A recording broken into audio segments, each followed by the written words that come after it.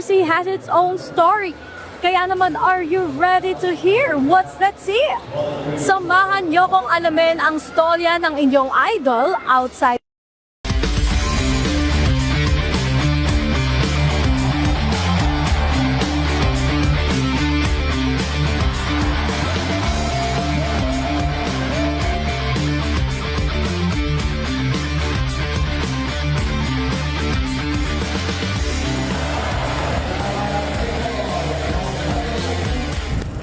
What's up, teammates? Ngayon ay makakasama natin ang tinaguriang Kobe Bryant ng Pinas. Nako, sino kaya to? Walang iba kundi si Jonah Renz Jacob. First of all, paano nagsimula yung bansag sa'yo na Kobe Bryant ng Pinas? Ano yun? May vlogger ng mga basketball and then sinabi niya ako daw yung Kobe ng Cavite.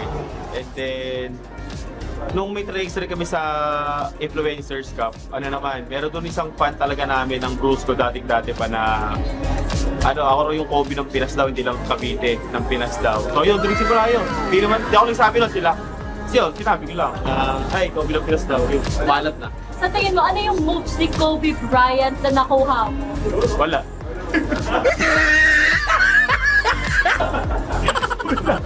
Hindi, wala. Ewan ko, ang mahirap talaga moves ni Kobe.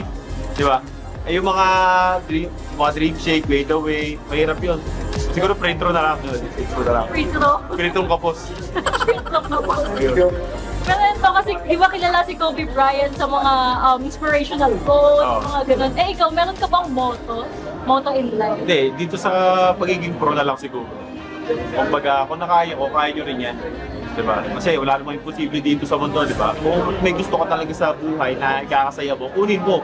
Siyempre, kailangan mong pagpaturan yun, pagtrabahuan, di ba? Siyempre, di ko makukuya kung wala si Lord. Kaya lagi ka lang magpe-pray. Tama yan. Pray lang ako. Ano naman, di ba? This January lang din na pinagdiriwang yung 5th anniversary ni death anniversary ni Kobe Bryant. So, kung ikaw, mag-iwan ka ng legacy, may legacy kang iiwan katulad ni Kobe, ano yun?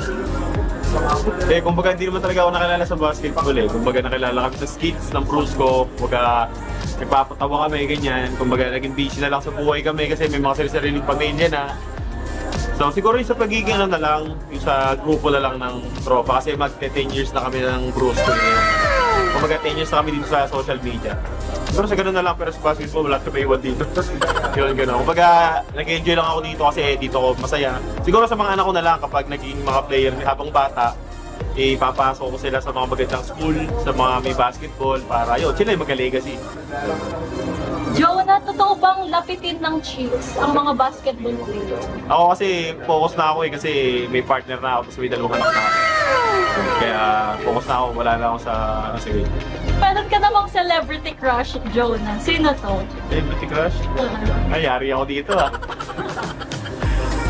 Sa ngayon, wala kasi Commander lang yung talagang ko Wow. Mga dati-dati siguro sila mga dati, mga bata ako, mga Diary Subiri, di ba? Mga ganun dati, Katrina Halili. Oh! Kasi, pero 25 lang ako. Baka sabihin niya matanda na ako gaya nung iba.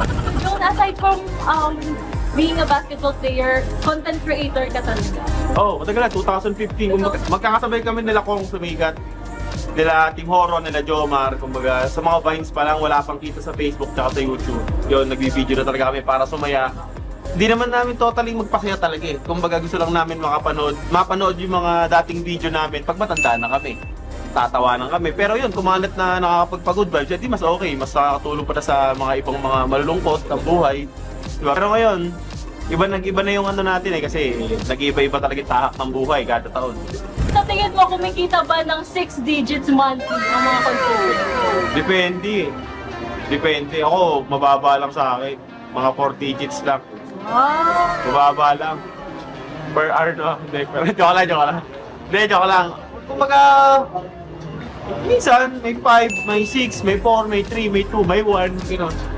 Pero kung papipiliin ka, pagiging content creator or basketball player? Pares na lang kasi eto na ako ngayon kasi pag content creator, di ako kumbaga pag basketball player ka naman, di ka makapag-content. Kasi content creator yung bumuhay sa akin tsaka sa pamilya ko So, yun. Parehas lang. Pero kung hindi ka nga vlog, sa tingin mo, ano yung pinagkakaabalahan mo ngayon? Siguro, dati nasa ano lang ako, factory worker ako dati. Dati. Dalawang beses rin ako na-endo kasi tamad ako eh. Kasi gusto ko ako yung boss, gano'n, pero wala. Talagang hindi ako para doon, para talaga ako dito. Sa content, for content lang. Oy, speaking of content, napanood ko yung vlog mo na binigyan ka raw ng rubber shoes ni Scottie Thompson. Ay, oo, binigyan ako ni... Anong feeling na mabigyan ka ng isang sikat na basketball player? Actually, matagal ko lang kilala si Scottie eh. Si Idol Scottie. So, nagkakachat na kami dati pa noon, nag-collab na kami noon. And then, kumpare ko yan, ninong nung anak ko, nung bunso. Kaya, isang hiling ko lang yun, nagbigay ng ano. Salamat, Lods. Meron ka rin palang music video. Madami na kami. Bad Boys. Madami kong music video. Lahat sinusubukan namin para kumita ng pera para sa pamilya. Nagsayaw kami. Nagkanta kami, nag-rap, gano'n. Ito, nag-basketball, nagsayaw. Basta lahat na. Uy, pwede bang makahingi kami ng sample? You're also a rapper pala, singer. Nakalimutan ko na yun eh. Kahit kaunti lang. Ayan. What's up mga bro? Bruce Go Bros. So yun, 11 million views yun sa Bruce Go Bros. Panoorin nyo na lang, guys. Busco Bros, let's go! Naging madami na kasi ang galit sa amin. Pero ito, kung huling, for example, huling araw mo na ngayon sa mundo. Ano yung gagawin mo sa huling araw? Siyempre, magsisisi ako. Siyempre, para magpunta tayo sa heaven, di ba? Para nandun tayo sa, hindi tayo nasusunog, di ba? Kumbaga magsisisi lahat ng mga kasalanan, magsosorry sa lahat ng may kasalanan, nagawa mo kasalanan. Kasi hindi biro yung yung ganun. Pwede, di ba, pag kung ka na, mamamatay ka na, di ba? Ganun yung gagawin mo, magsosorry ka na. Lalapit ka kay Lord na mapatawad ka, pakasama siya. Eto last na, promote your social media page. Ayun. Subscribe lang kayo guys, manood na kayo on trip nyo. At dito na natatapos ang ating sports chikahan for today. Magkita-kita ulit tayo sa next episode ng Profiles. Ako si Jamaica Bayan.